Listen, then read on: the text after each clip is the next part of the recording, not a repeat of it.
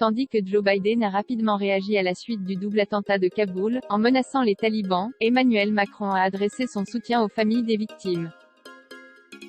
Ce jeudi 26 août, Le Monde a appris avec effroi le double attentat qui a eu lieu à proximité de l'aéroport de Kaboul, en Afghanistan.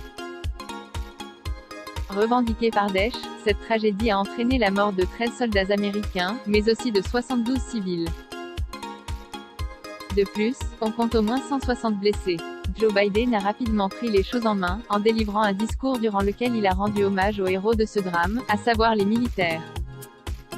Le président des États-Unis a ensuite menacé les auteurs de la double explosion, s'adressant notamment à l'État islamique, qui a revendiqué l'attaque. Nous vous pourchasserons et nous vous ferons payer, a lancé Joe Biden face caméra, gagné par l'émotion. Nous sommes à la fois outragés et attristés. Jill, sa femme, NDLR, et moi. Nous savons comme d'autres quelle est la douleur quand on perd un proche.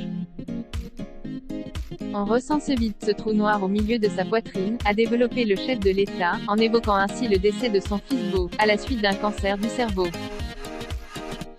Afin de prouver sa motivation à prendre le dessus sur les terroristes, le successeur de Donald Trump a lancé « Nous allons créer des missions pour s'attaquer aux terroristes au moment que nous choisirons ».